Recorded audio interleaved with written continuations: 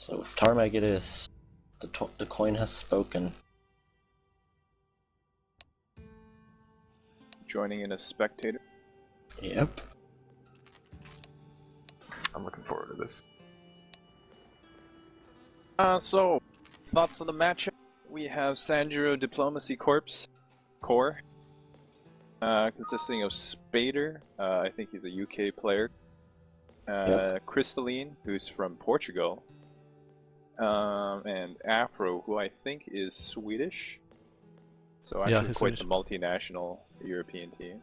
Then on the other side we have Desu, or Des, pardon my terrible Japanese, which is led by team captain Snyla from the UK. Who else? Desu Nevermore, Lieutenant. I'm not actually sure of his name. He's from Germany. He's from Germany. And then there's Fart Commander. Right, who's I think a US player. Yep.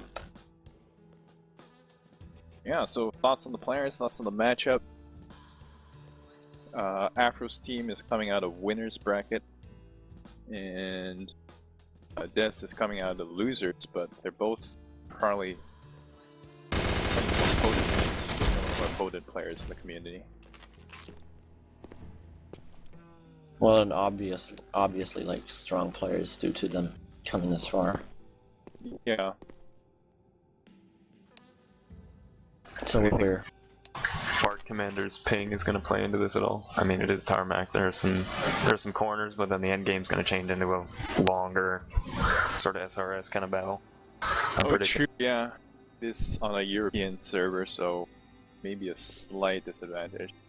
Well, not really, because due to Spader having connection issues, it might actually even out. As you can see, his ping is switching from 90 to 100 plus back down to normal. Right.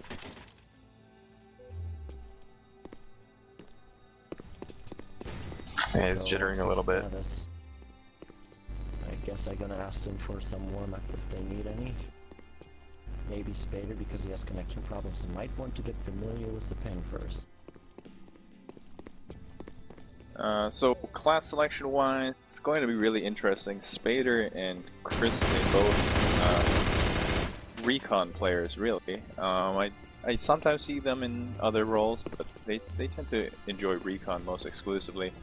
Afro is one of those really well-rounded types. He plays most classes. He kind of switches at whim, and he plays all of them really well. I feel like his strong point is assault, for sure, though. Yeah, definitely. Yeah. But I mean, I think it kind of suits his like all well-rounded nature too. Definitely. So on Death's side, Snyla, kind of the classic Russia recon, writer of the that NeoTokyo movement guide. Gotta go fast is his motto. little fun fact about that one, he deleted his post because he was too slow with helping someone. Saying it's too shameful to be the second post that followed like 2 seconds after the first one. Gotta go fast. Exactly. On the other side, Fart Commander, I actually haven't had, even though he's also in, he's also North American, I actually haven't had the chance to play with him as much as I'd like. I see him often in Assault, but I don't know if he really has a class preference. Nevermore, on the other hand, classic support player, probably one of the top support players in the community. Almost exclusively plays support, so it's kind of interesting. You've got that juxtaposition between Snyla's speed and Nevermore is really slow, implaceable at advance. Supports are in an interesting spot, I think, on 3 versus 3 though. Just because in the 3 versus 3, well, there's only 3 of you, so tactics are a little more limited. With the support, you're kind of really hampering your team's overall mobility. Alright.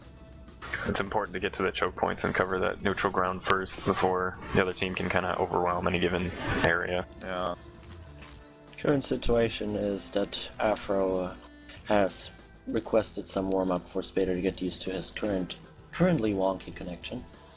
Okay, so But we're gonna after just see a this- few... Yeah, just a few pickup rounds. Yeah, after this one I will ask again if both are familiar with it, both teams are ready, and then we'll see how it goes.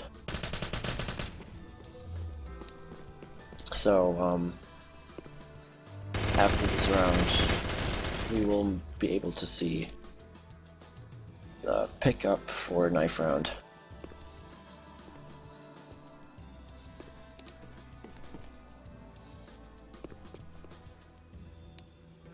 Yeah, so while the warm-up's going on, yes, I actually haven't been here since the start of the tournament, but requested warm-up for them already, and they wanted warm-up for 1 or 2 rounds. But yeah, so while the warm-ups are going, I don't know actually the full history behind the tourney, because I think it was kind of running in the background, and I wasn't actually really a huge part of it. Same. But I think this started out in 2013. It's definitely been a while going on now. Yeah, it's just been running in the background, like matches every month or so, just as a way to keep the community kind of together. I'm not sure whose original idea was it, whether it was Rain or Snyla's idea. Pardon?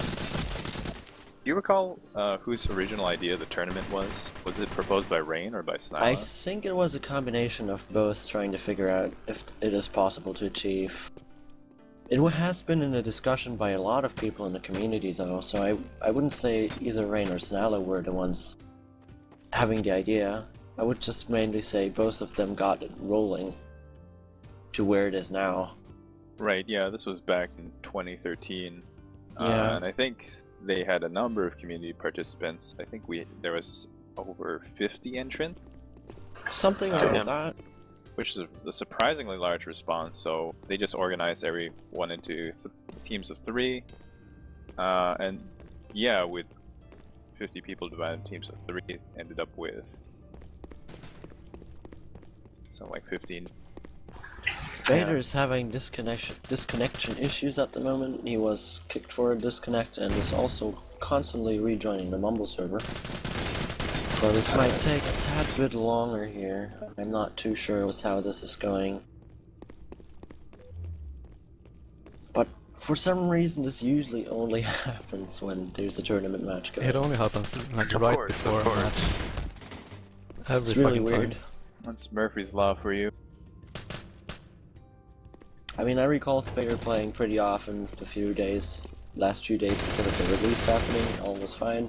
But as soon as the word tournament and today are dropped into the same sentence, it just doesn't work anymore.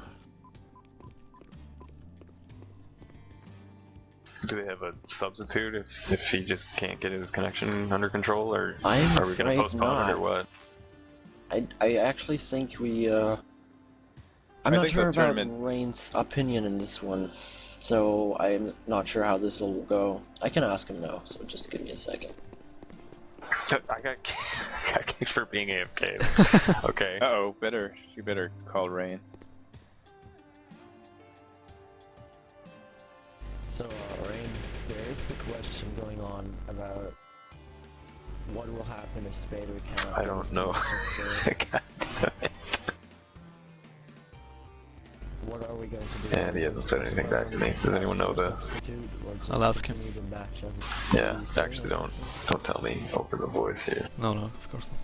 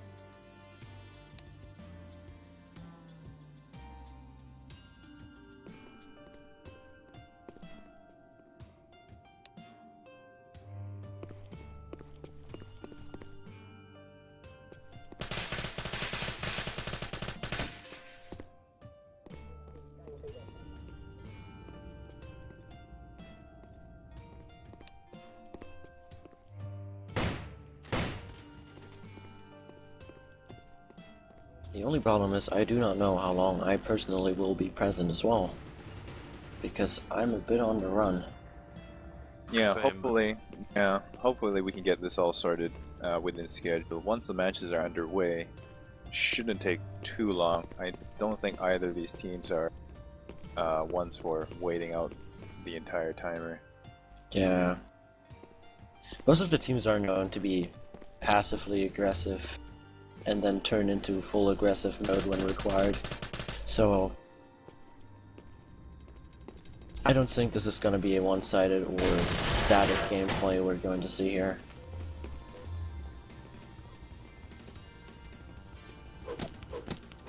But yeah, like I was talking about in the thread, I think 3 versus 3 is kind of an interesting spot. I mean, I think the format was decided on because initially it was thought the turnout might be rather low. But yeah, with 3 versus 3, very interesting sort of format just because you're so low on numbers.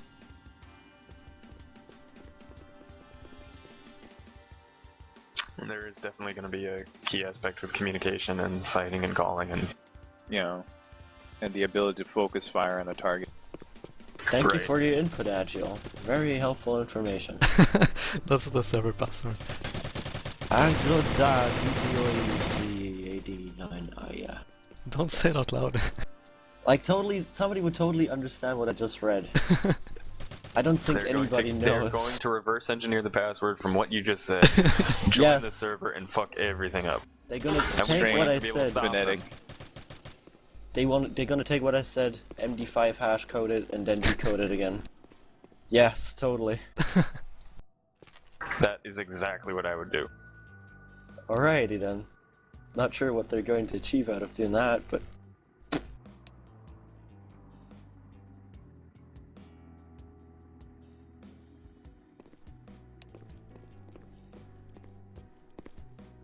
Let's hope so. Spader, part of the reason for the big delay in this tournament final was that Spader, I think, and it was moving, changing houses. So took him a while to get all his stuff shipped over, set up his new internet connection, get everything reinstalled, just unpack. I think that delayed the final of the tournament by a good, I don't know, a good month or so while he was just in the middle of moving. But hopefully his personal circumstances are at the point where, yeah, we can finish this. So I haven't seen a lot of the previous matches. Has ghost calling come into play? Is it like if the ghost is close to cap, they pick it up usually, or? it was Yeah, but dependable occasion. on the teams playing. There were matches where it was pretty much untouched, sometimes where it only was used for cap purposes, and then there were matches where it was like actually legitimately dynamic and used to call out people. Yeah. Nice, nice. It depends I on the find- map a lot, I think, and where the ghost spawns. And the team itself. Yeah, that too. I find We- with 3 versus 3, yeah, trying to grab the ghost, that cuts your team's firepower essentially Yeah, by a it does. third. I guess it would have to be one of those communication issues where, you know, you ask Oh. your team, are you going to need it? Can you cover all your choke points? Where is the ghost cost benefit? So I like that dynamic.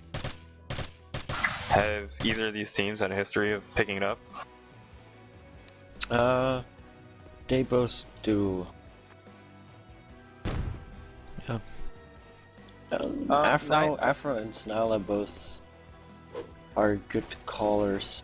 I would say Yeah, when I- Spader is alright as well. Not too sure about Fart Commander and Nevermore. Nevermore only uses his microphone when he really has to, which is in the tournament or when he gets rather upset from what I've noticed. So I'm not too sure about him. Same goes to Fart Commander because the way he speaks is kind of laid back. And then we have Crystalline, which talks quite fast. I guess he would be a decent call-out person as well. But I'd say Snala and Afro Bulls are pretty much in charge, if at all, for calling out. Yeah, that's how I feel about it. Like when I played games with both of them, and they've had the ghost, that they are memorable, and I can pinpoint some of their calls. Yeah. But like I said, the other ones, it's not all that they're like unexperienced, but it's either they don't use the microphone a lot, or they just never bothered with picking it up too often. I didn't see Fart Commander or Nevermore pick it up a lot. Same goes to Crystalline. Not sure about Spader, it's been a while. My suspicion is we probably aren't going to see a whole lot of Ghost use, I think, in this particular matchup. Mainly I just think because Sandro, Team Sandro just favors recon play, I think, a bit more heavily. It's kind of hard to use the Ghost kind of when you're playing with recons at a high level, just because they need to be so much more mobile and don't want to be tied down to a particular location. We might see Des pick it up, but again, I'm not sure if it's that likely, especially with Snilet, the mobile recon, and Nevermore relying on, you know, those heavier support weapons. Fart Commander might drop to pick up the Ghost, but again, gives up a third of your firepower, and the Assault Motion Vision really useful against very fast recons that Sandro prefers.